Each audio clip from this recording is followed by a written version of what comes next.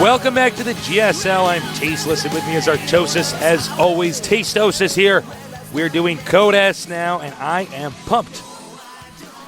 I am pumped as well, Tasteless. Wow, we have so much in common. Here at the GSL, Code S, we have taken the best 32 players based off accomplishments in the first 3 seasons of the GSL. We put them here, putting them in groups and making them duke it out to see who's going to make it to the final 16 of the Code S GSL. You make it sound like cockfighting, Tasteless. But, yeah, it's a pretty fun format. I like it a lot. I like it. And tonight we have a very special group, don't we, Tasteless? Yes, we do. Yeah? Tell me. All right. Surprise me. I'll tell everybody. Slayer's Boxer playing tonight. This is Slayer's Boxer's group. Tasteless. Yeah. It's a pretty hard group, though.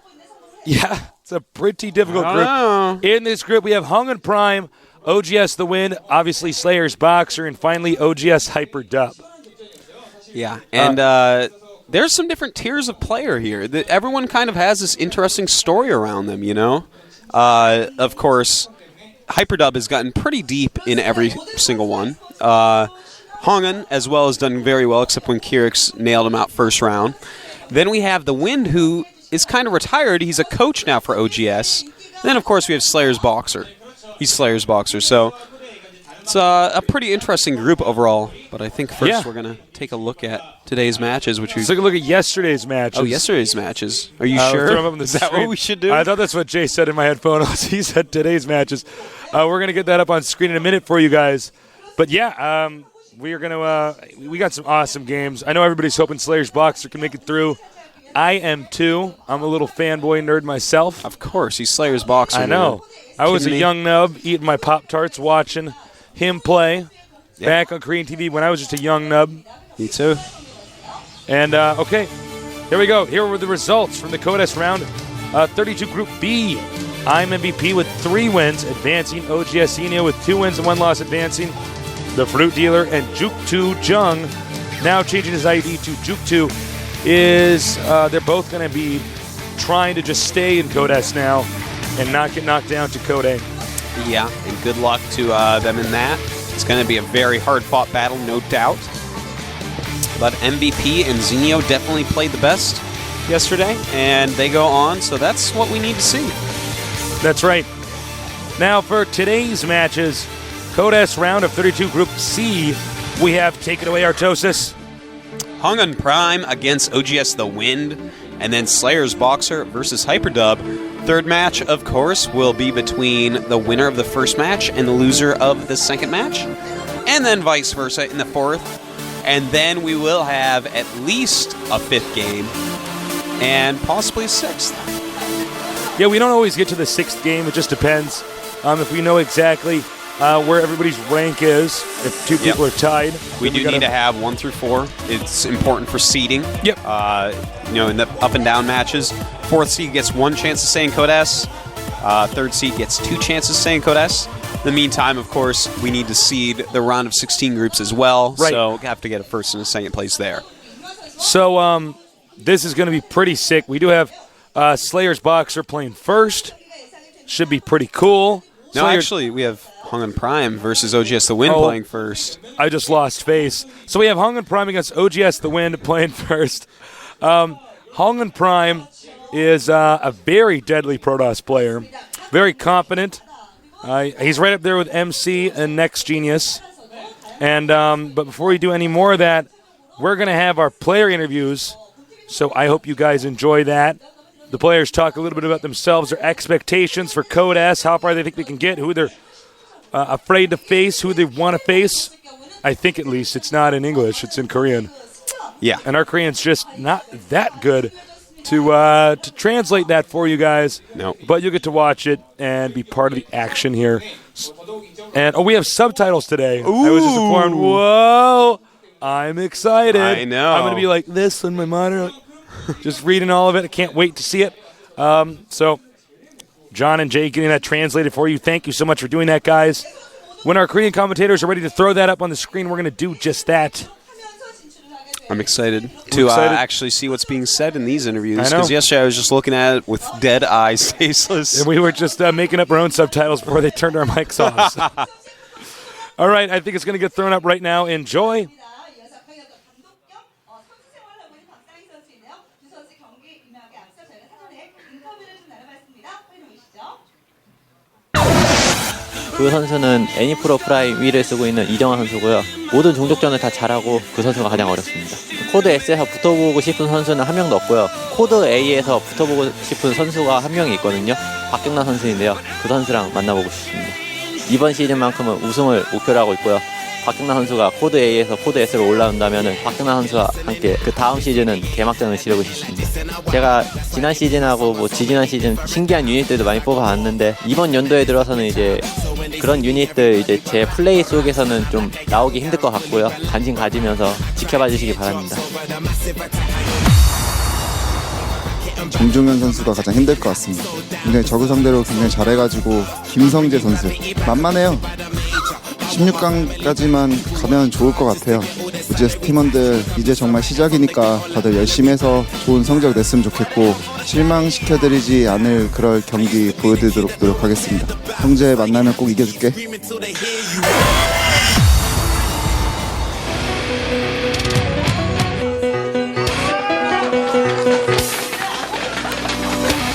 We're back here at the GSL. Could have sworn we had all four at once yesterday. Yeah, I know. So I guess we're going to get those up later for you guys. We're changing the format a little bit here. Of course, Code S, different setup, different production setup here from our previous GSLs, but it's pretty cool to see these guys get interviewed, to get the human element.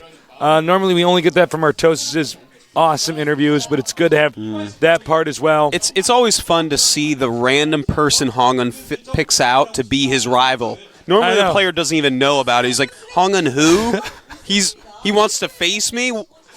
It's like, I think that HongUn like loses a game in ladder, and he just like, I'll take him out in the tournament. He just throws darts at a wall filled with pictures I don't of players know, in the man. GSL, and he's like, you have done it. And then when like, I asked then he's the like, where do player- we face? And he spins the globe and just puts his finger on the side. It's like we're Street playing in Fighter. Zimbabwe. The hidden laboratory. You know, if it was Street Fighter, it'd be like, meet me in Africa. All right, guys, here we are. HongUn Prime. I like his hat, but I think he looks better with that hairdo there. Yeah. In the booth, Season 1, Round of 8, Season 2, Round of 64, and Season 3, Round of 4. That is pretty far in Season 1 and 3. Yeah. A lot of people in Season 2 were actually saying he was probably going to win the whole thing, and he lost in a bit of an upset. Yeah, he had no idea how to stop the ridiculous all-ins from Keurig Zenith. I think he's more prepared for that now. Stopped a lot of Fruit Dealer all-ins in last season to advance, but I feel like that was more Fruit Dealer's loss than HongUn's win. We will see, though, because he is going up against a very old-school StarCraft 1 Ghost who faces. Yeah, he really is. The Wind is one of the oldest Zergs out there. I think he's even older than Yellow. Is that actually fair to say? Maybe not. Maybe he's No. around the same period of time. Yeah, maybe just slightly later. Yeah, but yeah, slightly. he's very, very old school player in The Wind. The interesting thing about The Wind is that he's the coach now of OGS. Yeah. So, you know, he's going to spend a lot of his time actually coaching players, helping them out, you know, creating build orders and stuff. Of course, coaches oftentimes play the game a lot and are similar levels to the pro gamers, sometimes better than some, normally not better than everyone on their team, but that's something to keep in mind. We don't know exactly how much he's actually playing the game, but again, theory crafting is worth almost as much as playing when you are already really, really good. Right. That's absolutely true. That's not actually true for noobs, so don't be like, well, then I can just sit on the forums all day and become good. No. I have never played StarCraft, but I've watched 1,000 games, and I know more than these pro gamers. No, that's actually not how it works for those guys that are watching. But if you play a lot and then you take a break and you just kind of theory craft, that can be good. Yeah. And in somebody like OGS The Wind's case, it could work. Now, if I had to pick a favorite here, I would say HongUn. HongUn has a very sexy play style. His PVZ is very good. He says he's even competent against the Fruit Dealer. This is back before Fruit Dealer was eliminated from this Code S. So, yeah. I mean, I would say he's the favorite. HongUn, I think you do have to give him the favorite. You do have to do it. But Made the right The choice. Wind cannot be underestimated. This No. guy is actually legit. All right, let's take a look at the maps. We had HongUn remove Blistering Sands, TheWind remove Jungle Basin, and the first map is going to be on Zelnaga Caverns. So Blistering Sands, a good removal for HongUn. Yeah. That can be pretty annoying against Zerg. When Zerg knocks down those back rocks, it can be hard to play a normal game on that map because, well, you need to be in position with your Protoss units to have all your sentries there to actually, cut off paths that they can run up. So, good choice by him. Zelnaga Caverns is going to be a fun map to watch this game on. Yeah. I don't want to say that it truly favors one race or the other. If it would be Protoss by a little bit. That natural base for Zerg is pretty hard to defend. It's very wide open. And Protoss can really abuse that with 4 Warp Gate type rushes. Yeah. You can't really defend with Spine Crawlers that well against Protoss on this map. And, well, that's basically the main part of why Protoss feels pretty good on that map. Well said. TheWind, certainly when he plays StarCraft 2, he does look like a StarCraft 1 pro gamer, able to expand to drone up properly, actually perfectly, His economy and harass with management Mutalisks. So, will be amongst the best economy management you'll see. Yeah. Like, it doesn't even matter if he's, half as good strategically as an ST. He's still going to manage the economy amazingly. well, mechanically, he's one of the more superior players here. Absolutely. When it comes to Zerg. I wouldn't say he's as good as July Zerg, but he's up there. He is. I'm excited. A top-level Cho'Gath. So I'm ready to start this game. The players are ready to start this game, as we can see on your screen, Artosis. By the way, guys, I am not observing in these games. That's why I have this little monitor, and he has the Big Daddy monitor. That doesn't mean I'm observing. He's not observing either. I'm actually just He's sitting actually just around in the game finding to things. check for stuff, but we do have our own observer here, so please be kind to him. It's only his 4th day on the job, and I know it took me about 2 weeks to get the hang of observing when I was doing it here for Golem. So please give encouragement and constructive criticism to him. Constructive criticism is very important. I've heard so many people like, I just can't watch anymore. Calm down. The It's gonna be countdown's fine. begun, so get ready for some PvZ action here. TheWind against HongUn Prime. It should be pretty sick. Tasteless and Artosis, this is the GSL.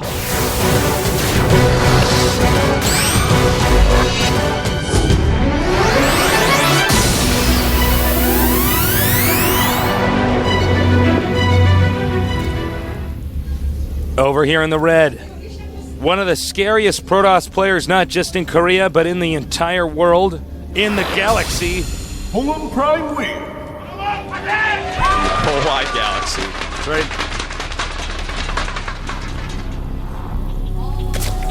Some fans here to support him today. Now, to our other player, a Zerg player, old school Zerg from StarCraft 1, repping it here in StarCraft 2. They call him OGS TheWind. Now, there he is. Old enough to be the older brother of HongUn Prime. That's right. And HongUn Prime is our age, right? no. He's not 26? No, he's actually, TheWind is more of our age. Oh, really? I believe I'm actually the same age as TheWind. Oh, really? I think so. Anyways. We have actually something already interesting from HongUn. He's actually made a pylon outside of his base.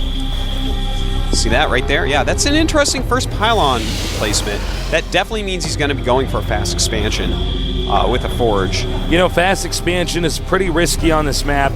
It's Yeah. a very wide open area at the expansion, so you have to be able to cover everything with cannons. And the thing is, you can't really do it on this map. If your opponent goes roaches, they will be able to get that nexus. You're just not going to be able to make enough cannons. We will see, though. Yeah. HongUn looks like he is dead set on making a nexus, even though that spawning pool is almost done right now. Hasn't even started his forge. But again, TheWind has not scouted at all, so he's not going to know that. He's not saving larva. If the Zerg, that's a good point. He counted the larva. So he said, all right, Nexus. I think by the time the Zerg finds out what the Protoss has done, the Zerg is going to find out that he's already miles behind. Since Zerg always want to get their expansion up before the Protoss. I'm surprised that TheWind actually chose to completely not scout. Yeah. If he had actually scouted that, if, let's say I'm playing in this position, I had scouted that, 100% I throw down a Roach Warren and he's losing that Nexus. I don't agree with the Wind's opening at all.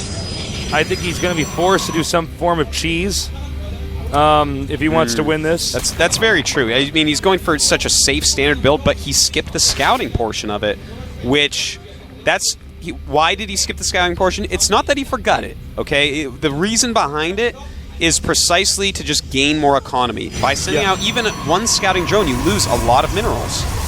So he actually gained a lot of minerals from that, but now not compared to HongUn. yeah, strategically he has lost the battle.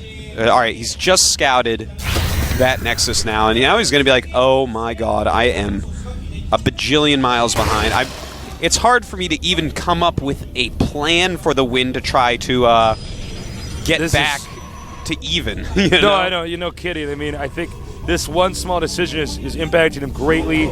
He's probably already regretting it. He's probably thinking something like, I feel like such a nubby nub, 3 men in a tub. I mean, this is just not good. And now the hatchery is only just now complete. Meanwhile, this Protoss expansion has been up for a considerable amount of time. Quite true. Still, I mean, my brain is actually racing right now, trying to figure out, okay, they got this free Nexus up so fast, and now they're teching, and your hatchery's just finishing. To be honest, I'd just do a Nidus all in. I mean, I'm not saying that would actually work, but I don't think there's anything else you can do. I don't think he has time to go Roach and try to get around angles. His Roach would be too late at this point. You're very right. There's rocks at the gold base, so he can't tear down the rocks and try to expand there and jump ahead in that way. Huh.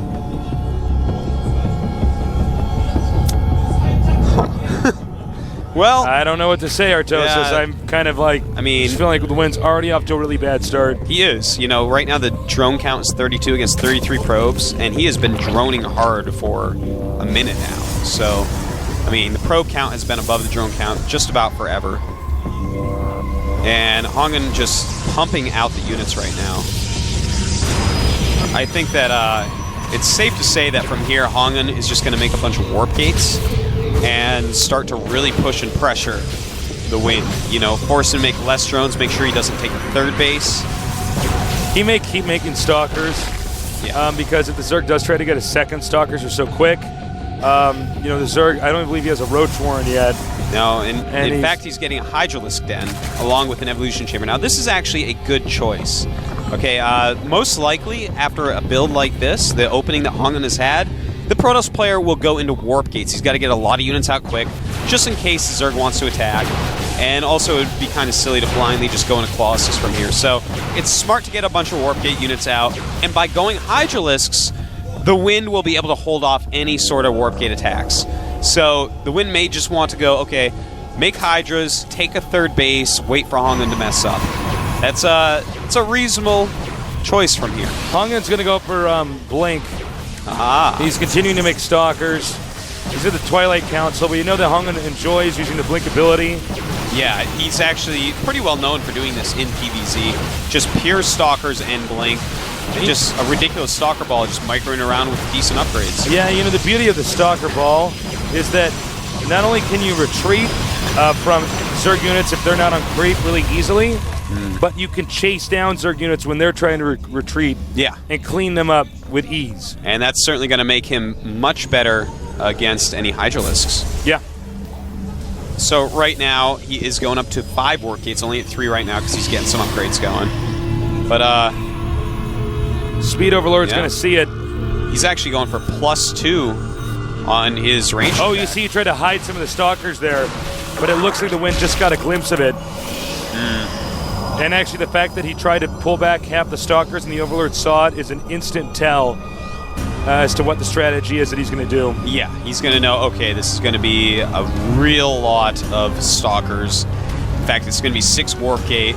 HongUn, at this point, you know, he's getting good upgrades. He's going to get that +2. And it's time for him to start pressuring, you know, clear out the Zilnaga Watchtowers, clear out any Overlords that are in the map, stop creep tumors from advancing so much. Now, one thing to note is that if you're going 6 Warp Gate Stalker, you're going to have to stifle your tech. So he's actually going to stay at Stalker until he thinks he gets a lead, and he's going to take out that would-be hatchery. Did become a drone. And, well, the Wind, unfortunately for him, he has already started his 4th hatch, which is now going to become his 3rd hatch. And that was just for macro purposes because he was taking the gold base. All right, now it looks like Nice. HongUn has to blink away. Now this is going to be a Zergling Hydralisk combo, but right now, this is very interesting. There is an infestation pit up and infestors are being made. With the recent patch, fungal growth stops blink. So that's actually going to be the goal of OGS TheWind, is to actually kill a Stalker Ball. Now, he is getting a Robo Bait, but that Overlord did not see it. Oh man, he's barely missing all the different tech structures. Missed the Twilight Council and then missed the robotics as well. So, Zerg's in an awkward position here. If I were the Protoss, I'd actually go back and kill the gold and keep doing what he's doing. Yep, very good choice. TheWind, though, is going to want to rely upon these infestors if he can just trap a group of stalkers, because when you have blink stalkers this quick, normally you'll be over-aggressive with them and not really be worried because you can always just blink away in, the heat of the moment if you mess up and over-advance. But with the fungal growth on it, that's not going to be the case. So one good fungal growth can actually change this game reasonably much. And in fact, right now on the production tab, we see 32 Zerglings being produced. So that is a ton of Zerglings being made. And in fact, right now, TheWind has more supply than HongUn does. It is 116 to 129. Very good army for TheWind right now. And here we go. We have an engagement here and some very nice fungal growths. They do run out. And unfortunately, I believe he did lose 2 of his infestors in that battle. Yeah, he did. Yeah, so that's too bad. That's a very expensive unit. You do not want to be losing that. But he does kill a decent amount of stalkers there, and TheWind increases his supply advantage. It's now 133 to 119. He is taking the gold. He could once again run in there, shoot this, and then run back out again. Fungal. Some of them, bunch of Zerglings coming in now, and he just has to wait out this fungal. Unfortunately, no more fungals ready because he did lose some infestors. Chasing. Nice blink micro. Each of these 2 groups of stalkers with different blink cooldowns due to that fungal, but it looks like most of them are actually going to get back home. Now remember, he's going to get a Colossus here. There it is.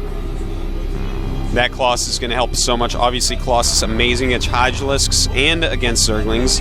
Zerg is not looking that terrible, but he doesn't have another base, and Protoss is expanding again. And if this expansion stays up, well, that's just going to be it. I mean, Zerg can't be on 2 base with a Protoss on 3 base. Zerg is, just as they're stereotyped in the campaign, or I shouldn't even say stereotyped, just the way that they're just, portrayed in the campaign, they're supposed to be taking up the whole map, sucking up resources everywhere, and in this case, they look totally different. That's right. Oh, looks like Zerg's going to try to just go for an attack here. Oh, he's going to go ahead and try to snipe these Colossus. Bringing in Hydras as well at the bottom. And it looks like some decent fungal growths going off. These Hydras doing a lot of damage, but as the Colossus moves forward, more and more Hydras could die. He's got to be very careful here. He loses his entire Hydra army. It's going to be bad. There are just too many stalkers. The Hydras look like they were doing a good job with the Colossus here in the back dealing the damage. Remember, there's no way these Hydras can retreat. They're too slow off creep. Ouch. Yeah, when you attack with Hydras off creep, you better mean it. We have 27 kills on one Colossus, 14 on the other. Things are looking a little bit grim for TheWind now. TheWind, I believe his gold base is just now completed. So that means that he's going to be in a pretty tough situation. Protoss has an expansion. I think it's going to be maybe 3 or 4 more minutes before HongUn Prime basically goes and tries to kill him off. Yeah, that's quite true. The game will not last too much longer from here because TheWind is running out of steam. He just does not have the resources to keep up his army count. Unfortunately, that timing attack we just saw up there, that was supposed to happen before there were 2 Colossus. If he had done that at the time where there was 1 Colossus, definitely could have turned out much differently. But now HongUn on those 3 bases against the 3 bases of TheWind. TheWind with the incorrect tech right now. He's starting to pump out Roaches and Corruptors. But still, I mean, there's so many Stalkers, really decent upgrades, +2 attack for HongUn. Good upgrades for TheWind, but those Carapace upgrades not really going to help out a whole lot against Colossus. As you can see, the Corruptors are out. I don't know if this is enough Corruptors. He does have Roaches in with the mix. Protoss may just want to turtle for a little bit longer. And just try to get closer to maxing out. Nice job there.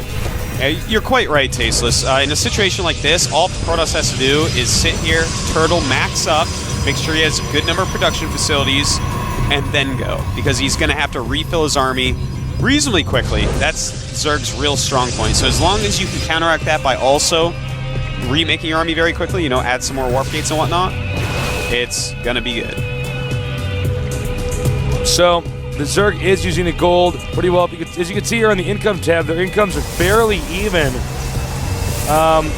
Because one player does have the gold, that would be the Zerg. The Protoss is about to get the gold, which is going to put a disproportionate advantage on the Protoss here.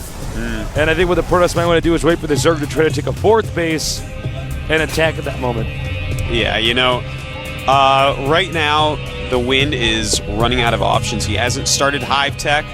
HongUn is about to max out. He's at 180. TheWind very close to that now at 176, but the army of HongUn is just, it's so well equipped to take out everything that TheWind has. A lot of Colossus are in there, and a lot of Stalkers to protect them from Corruptors, so especially where HongUn looks like he's going to attack into, it's such a small choke point. TheWind realistically should counterattack instead of try to save his gold. This is where HongUn should attack because the Zerg has taken another base at the bottom. Guardian Shield, Force Field. I don't think there's any way that the Zerg can deal with this. No, the Zerg army going to go bye-bye. TheWind knew before he even engaged there that that wasn't going to work. Yeah, no kidding. And as you can see, the Corruptors might be doing damage to the Colossus, but the Stalkers are going to remain here. And eventually they're going to be the ones to shoot down the final remaining Corruptors here. And that is going to be G to the G. Damn. G to wow. the G, GG. Word. Well, HongUn takes that first match, kind of as expected. He had some pretty good play in there. You know, that fast expansion was a little bit risky, and he had already planned to do that. I wonder if he had scouted the Roachborn, how he would have played differently. Some players will actually try to do that and just make a trillion billion cannons. But if you're actually going the trillion billion cannon route, that's very risky because they can just keep on making roaches and then make a bunch of speedlings and just rally up there real quick, and suddenly they break the weakest part of your cannons, like get up your ramp or something like that, or start targeting your Nexus after they take out the two that was in range of the furthest range to the Nexus. You know what I mean? Yeah. It's quite risky to do that. You have to be very careful. And of course, you can always make like 3 roaches, force a trillion billion cannons, and then expand. So I wonder how HongUn would have changed his game plan had he seen the Roachborn. It was an interesting scenario. Remember, TheWind was so behind at the start of that game. Yeah. Because he simply didn't scout with the drone. He was positive there's no way a Protoss would ever do a fast expand on a map with so much surface area to cover with cannons. Yeah. And, I mean, if you don't scout it, you can't counter it. So it was a pretty big mistake. Wise words from him. Tasteless. Scout early, scout often. Yeah. I mean, you got to... If you know, then you can respond. So that was, it's just too bad. I don't have anything else to say about that. Yeah. It's a shame. Oops. The world is a terrible place. The world is a terrible place. It's a terrible place. Well, our next match, I think a lot of people have been waiting for. It's going to be Slayer's Boxer. Oh, yeah. Against OGS Hyperdub. It's like we finish each other's sentences at the exact same time.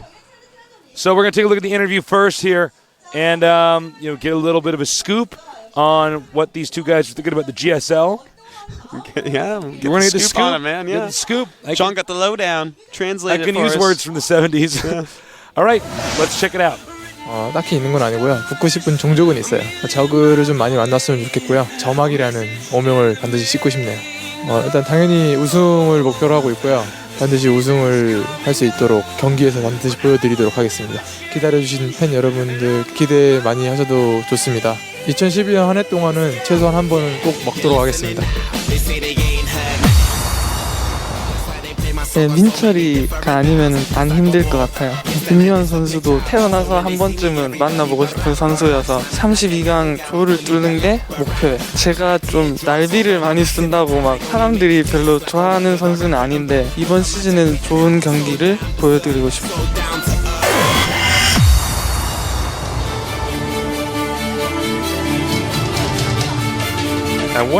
I wonder if Hyperdub likes dubstep. Yeah, I always Dubstep is so wondered good. about that. Rob Hustle made a Yeah, dubstep no. song about us. I love dubstep, dude. Now, as you can see, Slayer's Boxer is warming his hands up. That's a heating pack. It's freezing here in Seoul. You need to have your hands warm when you're playing StarCraft or StarCraft 2. You have to have enough blood in them that you can move your fingers quickly. You can ask any piano player. You don't want to play in an ice cold room. Same thing with StarCraft. You need to be able to move your fingers quickly. Yes. So Season 2, he got to round 4. Season 3, he got to the round of 32, losing in an upset. Slayer's Boxer, they call him the Emperor. Probably the most famous professional gamer of all time. Anywhere. That's in any right. game. I said it. Take that. Fatality. It's true. This guy is esports, and he is a legend. That's right. He's esports in all capital letters, Stacey. That's right. Not bolded, but not italicized, because it doesn't look good when you bold and italicize words. That's true. It's true. Looks smudgy. It looks just, tacky. So Slayer's Boxer, he was known for being one of these guys that outsmarted his opponents. He was doing some Harlem Globetrotter stuff, beating them. He wasn't just, having solid micro and solid macro. In his later career, he was more known for having quirky strats and ridiculous micro. His macro tended to falter. But, it's a new game, and it's time to reclaim that throne. But he's going to have to go against a worthy opponent, the person who slayed TLO, who, by the way, was Slayer's Boxer's favorite player in StarCraft 2. Maybe he'll revenge him. His OGS Hyperdub. Hyperdub. There he is. There he is. Hyperdub. Season 1, he got to the round of 16. Filthy tasteless. That was me doing dubstep for Hyperdub. Season 2, round of 64. Season 3, round of 32. So as you can see, his best season was Season 1. Hopefully he's improved a lot by then. I think everyone by now. has. Yeah. Indeed. He's a good player. He has some good build orders in there. I don't know if I agree with this Sky Terran TVP. That stuff's kind of crazy.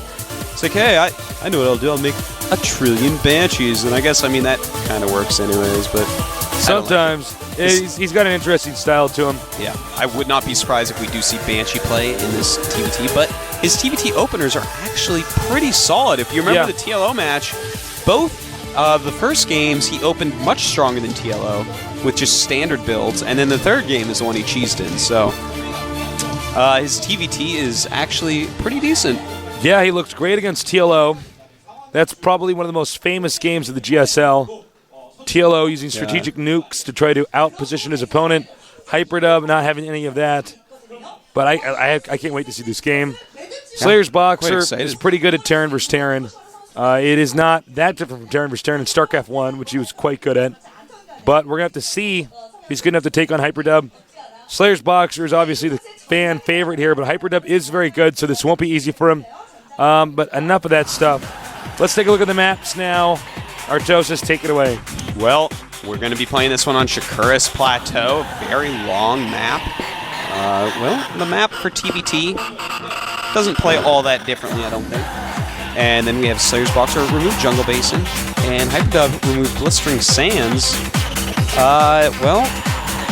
Hyperdub's choice, I think, was a really great one for Terran in this group because there's a Protoss and a Zerg in there, and that's a map Terran doesn't really want to play against them. As far as Slayer's Boxer, probably remove that just because he's more afraid of HongUn Prime than the other ones. He's historically known for being weaker against Protoss in StarCraft 1 than Terran or Zerg. And I wouldn't be surprised if that carried over to StarCraft 2 because the games are actually very similar. Yeah, I think you're totally right. It's interesting to see that he did carry that quality over of struggling against suffering against Protoss. We all suffer against Protoss, Stasis. Just struggling so much against Protoss in StarCraft 1. Back early in his career, losing to players like Reach. That was a big blow to his career. Had an amazing series against Anytime as well. But Protoss was always his Achilles heel. Series though. I love that one. But yeah, against Terran, against Zerg especially, he's a pretty formidable opponent. So it's going to be interesting to see how he does here today. This is one of our groups where we have all three of the races, so everybody's got to be pretty well-rounded to get through. The countdown started, so let's get ready for some Slayers Boxer OGS Hyperdub action here at the GSL.